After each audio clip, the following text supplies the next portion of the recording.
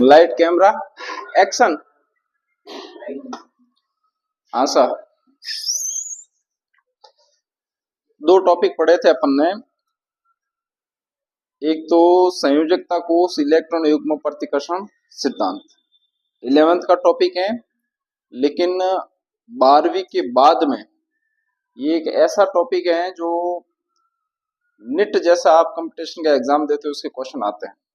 11th में 12th वालों को ढंग से नहीं पढ़ाया था तो उसकी भरपाई अपन कर लें।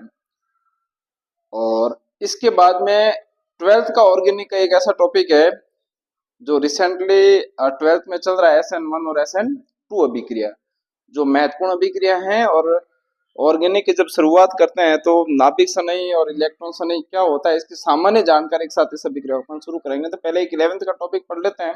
दो टॉपिक है, यानी एक संयोजकता कोष इलेक्ट्रॉन युग्म प्रतिकर्षण सिद्धांत और दूसरा है संयोजकता बंध सिद्धांत, वैलेंस बॉन्ड थ्योरी। तो कल मैंने आपको जो बताया था संयोजकता कोष इलेक्ट्रॉन युग्म प्रतिकर्षण सिद्धांत, बच्चों जब मैं आपको बता रहा था तब मैंने आपको कहा कि इस सिद्धांत को 1940 में किसने दिया था? सिज्विक और पोवेल ने। 1940 में सिद्धांत को सिज्विक और पोवेल ने दिया।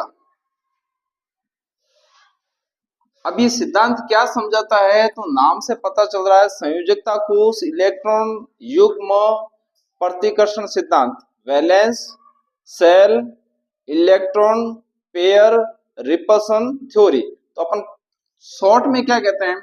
वैलेंस से दिया V, valence shell electron pair repulsion सिद्धांत। ये सिद्धांत यौगिकों की संरचना की व्याख्या करता है। किसकी व्याख्या करता है?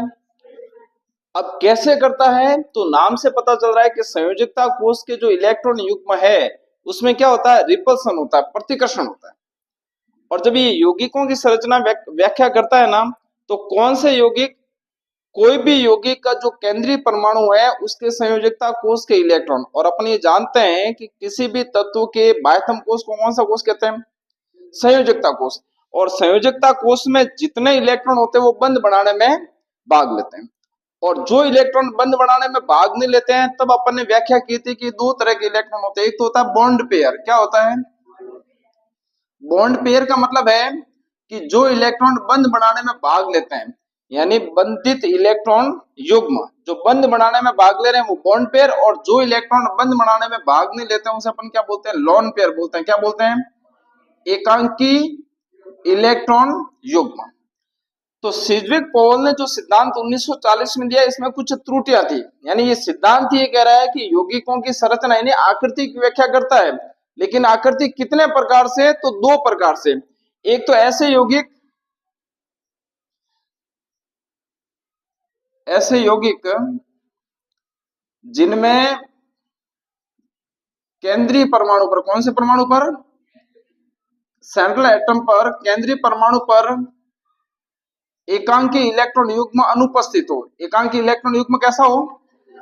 ऐसे कौन कौन से यौगिक है उसकी संरचना देखेंगे, जैसे BeCl2, beryllium dichloride, boron trifluoride, या मेथेन CH4, या फास्फोरस पेंटाक्लोराइड PCl5, या SF6 एटसेट्रा। ऐसे खूब सारे यौगिक है जिसमें केंद्रीय परमाणु पर एकांकी इलेक्ट्रॉन युग्म नहीं होता है। इन्हें सारे सारे इनके जो संयोजकता कोष के इलेक्ट्रॉन है वो बंध बनाने में भाग लेते हैं।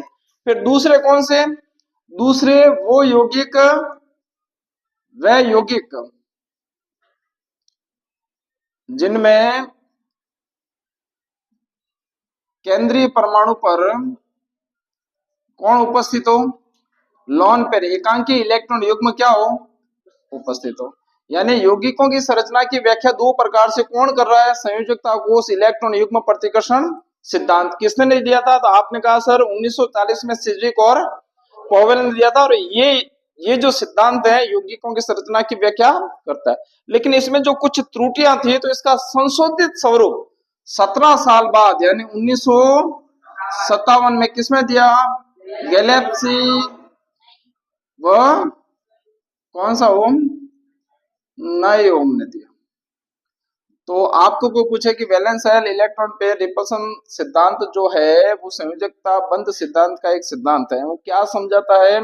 तो आप कहोगे सर यौगिकों की संरचना की व्याख्या करता है। इस सिद्धांत को 1940 में सिज्विक पॉवेल ने दिया। इसका संशोधित स्वरूप किसने दिया? 1957 में ग्लेप्सी और नायोम ने। और यौगिकों की संरचना की व्याख्या कितने प्रकार से करता है? तो आप कहोगे सर दो प्रकार से करता है। नंबर एक, ऐसे यौगिक जिसमें केंद्रीय परमाणु पर एकांकी इलेक्ट्रॉन युग्म क्या हो? अनुपस्थित हो। वो कौन से यौगिक है? तो मैंने एग्जांपल बता दिए। दूसरे कौन से यौगिक? वह यौगिक जिसमें केंद्रीय परमाणु पर एकांकी इलेक्ट्रॉन युग्म क्या हो? उपस्थित हो, यानी वह इलेक्ट्रॉन जो बंध बनाने में भाग। अब सामान्य अगर संरचना देखें तो मैं दो एग्जांपल बताता हूं। जैसे ये मेथेन, सिंपल सा एग्जांपल है, जिसे अपन मार्स गैस कहते हैं। कौन सी गैस कहते हैं सामान्य शब्दों में? अब मार्स गैस कौन सी होती है? जहां पानी इकट्ठा होता है, जहां वनस्पति सड़ती है, और वनस्पति के सड़ने से जो गैस मुक्त होती है उसे बोलते हैं मार्स गैस, और ये है मेथेन। अब अगर मेथेन को देखें तो केंद्रीय परमाणु कौन सा है इसमें? कार्बन। कार्बन का परमाणु क्रमांक कितना है? 6। इलेक्ट्रॉनिक कॉन्फ़िगरेशन क्या है? 1s2 2s2 and 2p2। Outer cell में कितने इलेक्ट्रॉन? किसी भी तत्व के बाह्यतम कोश में उपस्थित इलेक्ट्रॉन को क्या बोलते हैं? संयोजकता कोश के इलेक्ट्रॉन। और तत्व के बाह्यतम कोश में उपस्थित इलेक्ट्रॉन की संख्या उसकी क्या कहलाती है? संयोजकता। और तत्व की जितनी संयोजकता होती है तत्व उतनी ही क्या करता है? बंध बनाता है। यानी मेथेन हाइड्रोजन के साथ बंध बनाएगा। और इसमें एक नियम लागू होता है, अष्टक नियम, कि किसी भी तत्व को अपना अष्टक पूर्ण करने हेतु जितने इलेक्ट्रॉन की आवश्यकता है तत्व उतने इलेक्ट्रॉन का क्या करता है? तो बाह्यतम कोश में कितने इलेक्ट्रॉन है? इसको अपना ऑक्टेट कंप्लीट करना है, अष्टक पूर्ण करना है, कितने इलेक्ट्रॉन की आवश्यकता है? यानी ये अपने 4 इलेक्ट्रॉन का साझा किसके साथ करेगा? हाइड्रोजन के साथ। और हाइड्रोजन का एटॉमिक नंबर कितना है? 1। इलेक्ट्रॉन विन्यास क्या? 1s। s कक्षक में अधिकतम इलेक्ट्रॉन कितने आते हैं? यानी s को अपना पूर्ण कक्षक करना है। और इसमें एक नियम लागू होता है, अष्टक नियम, कि किसी भी तत्व को अपना अष्टक पूर्ण करने हेतु जितने इलेक्ट्रॉन की आवश्यकता है तत्व उतने इलेक्ट्रॉन का क्या करता है? तो बाह्यतम कोश में कितने इलेक्ट्रॉन है? इसको अपना ऑक्टेट कंप्लीट करना है, अष्टक पूर्ण करना है, कितने इलेक्ट्रॉन की आवश्यकता है? यानी ये अपने 4 इलेक्ट्रॉन का साझा किसके साथ करेगा? हाइड्रोजन के साथ। और हाइड्रोजन का एटॉमिक नंबर कितना है? 1। इलेक्ट्रॉन विन्यास क्या? 1s। s कक्षक में अधिकतम इलेक्ट्रॉन कितने आते हैं? यानी s को अपना पूर्ण कक्षक करना है, कितने इलेक्ट्रॉन की आवश्यकता है? s अपने 1 इलेक्ट्रॉन का साझा करेगा, और कार्बन जो अपने चारों इलेक्ट्रॉन का साझा करेगा किसके साथ? और बाह्यतम कोश के इलेक्ट्रॉन को कौन से बिंदु से दर्शाते हैं? काले बिंदु से दर्शाते हैं, जिसे अपन क्या बोलते हैं? लुईस प्रतीक। क्या बोलते हैं? तो ये लुईस प्रतीक कार्बन के और किसके साथ साझा कर रहा है? हाइड्रोजन के साथ। 1, ये 2, ये 3 और ये 4। तो कार्बन के चारों इलेक्ट्रॉन बंध बनाने भाग ले रहे हैं। ये 2, ये 2 4, ये 2 6 और ये 2। यानी कार्बन का अष्टक पूर्ण हो रहा है। इसमें कोई एकांकी इलेक्ट्रॉन युग्म है? कोई ऐसा इलेक्ट्रॉन है जो बंध बनाने भाग नहीं ले रहा है? यानी ये वो यौगिक है जिसमें केंद्रीय परमाणु पर एकांकी इलेक्ट्रॉन युग्म नहीं हो रहा। तो कुछ ऐसे यौगिक जिसमें केंद्रीय परमाणु पर लोन पेयर अनुपस्थित हो, तो वो यौगिक अलग है। कौन कौन से? बेरिलियम डाइक्लोराइड है, बोरोन ट्राइफ्लोराइड है, मीथेन है, फास्फोरस पेंटाक्लोराइड है, SF6 है, और एग्जांपल देने हैं तो IF7 है। और दूसरे ऐसे यौगिक जिसमें केंद्रीय परमाणु पर क्या हो, वो कौन से होते हैं? जैसे अपन अमोनिया का एग्जांपल लेते हैं, NH3 का। किसका? NH3। तो NH3 में केंद्रीय परमाणु क्या है? नाइट्रोजन है। परमाणु क्रमांक कितना? इलेक्ट्रॉनिक विन्यास क्या होगा? 1s2 2s2 and 2p3। इसके बाह्यतम कोश में कितने इलेक्ट्रॉन हैं? यानी नाइट्रोजन के बाह्यतम कोश में आउटर सेल में 5 इलेक्ट्रॉन। इसको अष्टक पूर्ण करने तो कितने इलेक्ट्रॉन की आवश्यकता? 3। यानी नाइट्रोजन अपने 3 इलेक्ट्रॉन का साझा किसके साथ करेगा? जब नाइट्रोजन अपने आउटर सेल के 3 इलेक्ट्रॉन का साझा हाइड्रोजन के साथ करता है, और हाइड्रोजन क्या करेगा? अपने 1 इलेक्ट्रॉन का साझा करेगा, क्योंकि हाइड्रोजन के s कक्षक को पूर्ण करने तो कितने इलेक्ट्रॉन की आवश्यकता है? 1 की।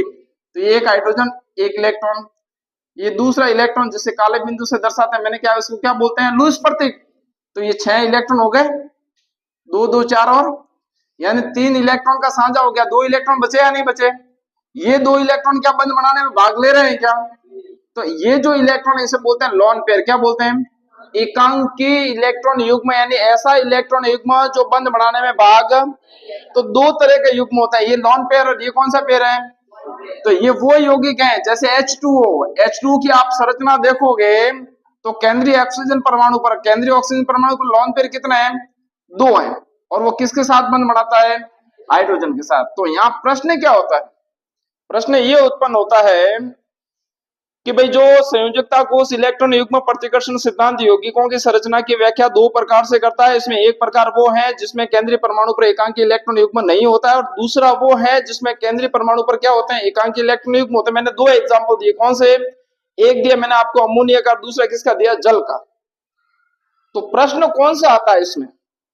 प्रश्न ये आता है कि भाई आपके पास में जल है, इसको मिटाएं, और आपके पास में जैसे जल है, अमोनिया है और मेथेन है। मैंने 3 एग्जांपल उदाहरण दिए आपको कि भाई मेथेन में जो केंद्रीय कार्बन है इसके ऊपर लोन पेयर नहीं है, इसके ऊपर एक एकांकी इलेक्ट्रॉन युग्म है। जल का उदाहरण दिया तो ऑक्सीजन के ऊपर लोन पेयर कितना है? 2 है।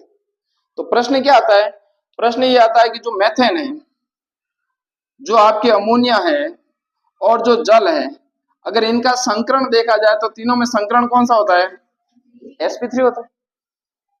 तो संकरण तीनों में समान है, तो इसका जो बॉन्ड एंगल है, बंध कोण, बंध कोण किसे कहते हैं? बंध कोण उसे कहते हैं कि कोई भी परमाणु को यौगिक है, यौगिक में 2 परमाणुओं के बंधों के बीच का जो कोण होता है उस कोण को कौन सा कोण कहते हैं? बंध कोण कहते हैं, बॉन्ड एंगल कहते हैं। तो जब मेथेन में sp3 संकरण है, आपके जो अमोनिया है इसमें संकरण sp3 है, जो H2O है संकरण sp3 है, तो तीनों का बॉन्ड एंगल भी कैसा होना चाहिए? समान होना चाहिए या नहीं होना चाहिए? होना चाहिए ना। जब तीनों यौगिकों की संरचना भिन्न है, संकरण तो समान है, जिसमें sp3 संकरण होता है उसकी संरचना कैसी होती है? चतुष्फलक की होती है, टेट्राहेड्रल स्ट्रक्चर होता है। लेकिन जल की संरचना कोणीय है, अमोनिया की जो संरचना है वो कैसी है? पिरामिड जैसी है, त्रिकोणीय है। और मेथेन की कैसी है? चतुष्फलक है। जबकि तीनों का संकरण कैसा है? तो इनकी संरचना अलग क्यों है? इनका बंध कोण अलग क्यों है? तो वो किससे पता चलेगा?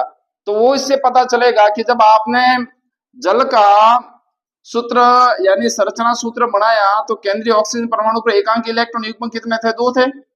यानी ऑक्सीजन का एटॉमिक नंबर कितना होता है? 8 होता है। इलेक्ट्रॉन विन्यास क्या होता है? 1s2 2s2 एंड 2p4 होता है। आउटर सेल में कितने इलेक्ट्रॉन है? 6। इसको अपना अष्टक पूर्ण करना है, ऑक्टेट कंप्लीट करना है, कितने इलेक्ट्रॉन की आवश्यकता है? यानी ऑक्सीजन 2 इलेक्ट्रॉन का साझा करता है, किसके साथ करता है? हाइड्रोजन के साथ। तो बचे कितने इलेक्ट्रॉन? ये 4 इलेक्ट्रॉन बंध बनाने में भाग, तो जो बंध बनाने में भाग इलेक्ट्रॉन नहीं लेते हैं उसे बोलते हैं लोन पेयर। क्या बोलते हैं? और ये हाइड्रोजन के साथ बंध बना दिया ऑक्सीजन, और इसका बॉन्ड एंगल कितना होता है? 104 डिग्री होता है। कितना होता है? 104। आप अमोनिया के केस में देखोगे तो अमोनिया में केंद्रीय नाइट्रोजन परमाणु पर लोन पेयर कितना होता है? 1 होता है, और शेष 3 इलेक्ट्रॉन बंध बनाते हैं किसके साथ? हाइड्रोजन के साथ। और इसका बॉन्ड एंगल कितना होता है? 107 यानी 107 डिग्री होता है। और तीसरा, अगर आप मेथेन को देखते हो तो केंद्रीय कार्बन परमाणु पर किसी प्रकार का एकांकी इलेक्ट्रॉन युग्म नहीं है, चारों इलेक्ट्रॉन बंध बनाने में भाग लेते हैं और संरचना बनती है कैसी? चतुष्फलक की। और इसका बॉन्ड एंगल होता है 109 डिग्री और 4 मिनट होता है। तो इसका बंध कोण 109 है, इसका 107 है, इसका कितना है? 104 है। और इसकी संरचना कैसी है? कोणीय है। कैसी है इसकी संरचना? कैसी है? त्रिकोणीय पिरामिडीय है, ट्राइगोनल त्रिकोणीय पिरामिडल पिरामिडीय। और इसकी संरचना कैसी है? टेट्राहेड्रल स्ट्रक्चर है। तो क्वेश्चन क्या है? क्वेश्चन ये है कि संयोजकता बंध सिद्धांत जिन यौगिकों की संरचना की व्याख्या करता है 2 प्रकार से, जिसमें केंद्रीय परमाणु पर एकांक इलेक्ट्रॉन युग्म नहीं होता है, शेष पे एकांक इलेक्ट्रॉन युग्म होता है। और ये 3 वो यौगिक है जिनके आप संकरण समान है, लेकिन इनके संरचना और बंध कोण अलग अलग क्यों है? तो क्यों है? तो ये सिद्धांत क्या कह रहा है? जो अपन ने शुरू में पढ़ा, क्या पढ़ा? संयोजकता कोष इलेक्ट्रॉन युग्म प्रतिकर्षण सिद्धांत। यानी इलेक्ट्रॉन युग्म में कहीं ना कहीं क्या हो रहा है? प्रतिकर्षण हो रहा है। क्या हो रहा है? अब ये जो लोन पेयर है, इलेक्ट्रॉन के ऊपर कौन सा आवेश होता है? कोणीय है। कैसी है इसकी संरचना? कैसी है? त्रिकोणीय पिरामिडीय है, ट्राइगोनल त्रिकोणीय पिरामिडल पिरामिडीय। और इसकी संरचना कैसी है? टेट्राहेड्रल स्ट्रक्चर है। तो क्वेश्चन क्या है? क्वेश्चन ये है कि संयोजकता बंध सिद्धांत जिन यौगिकों की संरचना की व्याख्या करता है 2 प्रकार से, जिसमें केंद्रीय परमाणु पर एकांक इलेक्ट्रॉन युग्म नहीं होता है, शेष पे एकांक इलेक्ट्रॉन युग्म होता है। और ये 3 वो यौगिक है जिनके आप संकरण समान है, लेकिन इनके संरचना और बंध कोण अलग अलग क्यों है? तो क्यों है? तो ये सिद्धांत क्या कह रहा है, जो अपन ने शुरू में पढ़ा, क्या पढ़ा? संयोजकता कोष इलेक्ट्रॉन युग्म प्रतिकर्षण सिद्धांत। यानी इलेक्ट्रॉन युग्म में कहीं ना कहीं क्या हो रहा है? प्रतिकर्षण हो रहा है। क्या हो रहा है? अब ये जो लोन पेयर है, इलेक्ट्रॉन के ऊपर कौन सा आवेश होता है? ऋण आवेश होता है। और समान आवेश एक दूसरे को क्या करते हैं? तब जब ये लोन पेयर रिपल्सन होगा, प्रतिकर्षण होगा, ये इनको प्रतिकर्षण करेंगे तो ये लोन पेयर बॉन्ड पेयर को प्रतिकर्षित करेगा या नहीं करेगा? भाई ये लोन पेयर क्या हो रहा है? रिपल्सन हो रहा है। इनमें प्रतिकर्षण होगा तो एकांकी इलेक्ट्रॉन युग्म बंधित इलेक्ट्रॉन युग्म को प्रतिकर्षित करेगा या नहीं करेगा? तो दोनों तरफ से प्रतिकर्षण होगा तो बंध पास पास आएंगे। जैसे जैसे बंध पास आएगा तो बंध कौन कम होगा या ज्यादा होगा? कम होगा ना। तो आप कहोगे कि सर जो लोन पेयर रिपल्सन होता है, लोन पेयर जो प्रतिकर्षण होता है वो सर्वाधिक होता है। वो कैसा होता है? मैक्सिमम रिपल्सन शो करता है लोन पेयर। एकांकी इलेक्ट्रॉन युग्म के बीच में प्रतिकर्षण सर्वाधिक होता है। तुलनात्मक रूप से लोन पेयर और बॉन्ड पेयर, ये एकांकी इलेक्ट्रॉन युग्म है लोन पेयर, और ये कौन सा पेयर है? इनके बीच में इसकी तुलना में प्रतिकर्षण होगा, लेकिन तुलनात्मक रूप से क्या होगा? कम होगा। तो यहाँ पढ़ने के लिए 104 है और यहाँ कितना है? और जहां बंधित इलेक्ट्रॉन युग्म होते हैं बॉन्ड पेयर होते हैं, वहां रिपल्सन मिनिमम होता है, प्रतिकर्षण सबसे कम होता है। तो आपको कोई पूछे कि संयोजकता कोष इलेक्ट्रॉन युग्म प्रतिकर्षण है, इलेक्ट्रॉन युग्म कितने प्रकार के? दो प्रकार के। एक बंधित इलेक्ट्रॉन युग्म और दूसरा अबंधित। अबंधित का मतलब जो बंध बनाने में भाग, भाई ये बंधित युग्म का मतलब जोड़ा, यहाँ दो हैं, ये बंध बनाने में भाग नहीं ले रहे हैं, यानी अबंधित है, उसे आप एकांकी इलेक्ट्रॉन युग्म कहते हैं, या क्या कहते हैं? लोन पेयर कहते हैं।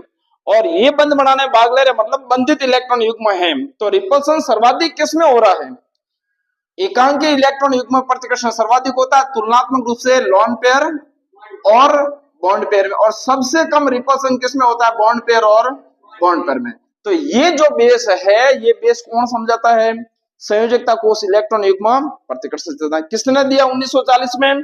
सिज्विक। और इसका संशोधित रूप 17 साल बाद किसने दिया?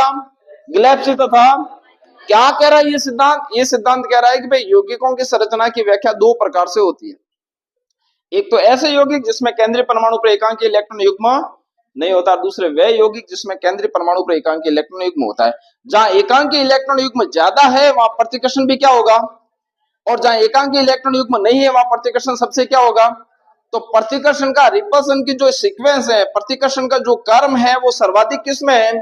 एकांकी इलेक्ट्रॉन, और सबसे कम किसमें है? बॉन्ड पेयर में। ये आपकी संयोजकता बंध इलेक्ट्रॉन सिद्धांत की थ्योरी।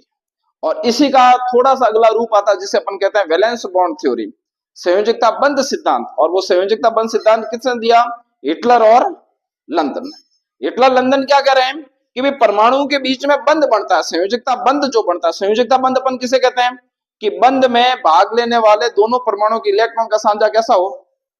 बराबर हो। इलेक्ट्रॉन के बराबर साझे से जो बंध बनता है उसे अपन क्या बोलते हैं? वैलेंस बॉन्ड बोलते हैं, संयोजकता बॉन्ड बोलते हैं। उस थ्योरी को किसने समझाया? हिटलर और लंदन ने। क्या समझाया वो देखो। हिटलर और लंदन ये कह रहे हैं, जिसे अपन बोलते हैं वैलेंस बॉन्ड थ्योरी, संयोजकता बंध और सिद्धांत। सिद्धांत का नाम क्या है? संयोजकता बंध सिद्धांत। जिस टॉपिक को आपको और हमें कल शुरू करना था वो आज कर रहे हैं। संयोजकता बंध सिद्धांत क्या कह रहा है? संयोजकता बंध सिद्धांत हिटलर और लंदन ने दिया, वो ये कह रहा है कि किन्हीं दो परमाणुओं के, ये परमाणु अपन क्या मानते हैं? डॉल्टन की थ्योरी 1808 में दी थी, और डॉल्टन ने कहा था कि अपन कल्पना करें कि परमाणु कैसा होता है? गोल होता है, और परमाणु के बीचों बीच क्या होता है? नाभिक। तो दो परमाणुओं के नाभिकों के बीच, जैसे अपन हाइड्रोजन अणु की कल्पना करें तो हाइड्रोजन कैसे बनता है? H प्लस H H2 बनता है, यानी 1s1 प्लस 1s1, तो क्या होगा? 1s2। तो ये तो हो रहा है। तो दो परमाणुओं के नाभिक, तो हाइड्रोजन का इलेक्ट्रॉन विन्यास 1s1 है, तो बाह्यतम कोश में इलेक्ट्रॉन क्या होगा? 1s1। एक ही तो इलेक्ट्रॉन होगा किसी भी तत्व के बाह्यतम कोश। हाइड्रोजन में एक इलेक्ट्रॉन है, उसके बाह्यतम कोश में सिंगल इलेक्ट्रॉन एक ही तो है। तो वैलेंस बॉन्ड थ्योरी जो हिटलर और लंदन ने दी थी, किसने दी थी? कोई पूछे इस थ्योरी को किसने दिया? तो आप कहोगे सर हिटलर और लंदन। ये थ्योरी क्या कह रही है? ये सिद्धांत ये कह रहा है कि किन्हीं दो परमाणु के बीच में बंध बनेगा तो परमाणुओं के नाभिकों के बीच में लगने वाला प्रतिकर्षण, नाभिकों के बीच में प्रतिकर्षण क्यों लगेगा? क्योंकि समान आवेश एक दूसरे को क्या करते हैं? तो नाभिकों के बीच में, दो परमाणुओं के नाभिकों के बीच में लगने वाला कौन सा बल? प्रतिकर्षण बल। और नाभिक और बाह्यतम कोश के इलेक्ट्रॉन के मध्य लगने वाला कौन सा बल, क्योंकि इलेक्ट्रॉन के ऊपर कौन सा आवेश है, तो विपरीत आवेश एक दूसरे को क्या करेंगे। तो वैलेंस बॉन्ड थ्योरी ये कह रही है कि दो परमाणुओं के बीच में बंध कब बनेगा, तो दो परमाणुओं के नाभिकों के मध्य लगने वाला प्रतिकर्षण बल और नाभिक और बाह्यतम कोश के इलेक्ट्रॉन के मध्य लगने वाला एट्रैक्शन फोर्स, आकर्षण बल, जब एक दूसरे को क्या कर ले, संतुलित कर ले, तब दो परमाणुओं के बीच में क्या बनता है, बंध बनता है। कौन सा बंध बनता है, तो आप कहोगे सर संयोजकता बंध बनता है, जो इलेक्ट्रॉन के कैसे साझे से बराबर साझे से जो बनने वाले बंध को अपन कौन सा बंध कहते हैं, संयोजक। तो सामान्य सी थ्योरी है कि वैलेंस बॉन्ड थ्योरी दो परमाणुओं के नाभिकों के बीच बनने वाले बंध की व्याख्या करता है। कैसे करता है, तो उसका आधार क्या, किन्हीं दो परमाणुओं के नाभिकों के मध्य लगने वाला प्रतिकर्षण बल, रिपल्सन फोर्स, और नाभिक व बाह्यतम कोश के इलेक्ट्रॉन के मध्य लगने वाला एट्रैक्शन फोर्स, जब एक दूसरे को बैलेंस या संतुलित करते हैं तब दो परमाणुओं के बीच में क्या बनता है, बंध। और बंध कौन सा, संयोजकता बंध। और संयोजकता बंध क्या, ये दो परमाणुओं के मध्य इलेक्ट्रॉन के बराबर साझे से जो बंध बनता है, ऐसे बंध को अपन क्या बोलते हैं, संयोजकता। तो ये वो सिद्धांत हैं जो कंपटीशन जो एग्जाम होते हैं सामान्य, उसमें ये एग्जाम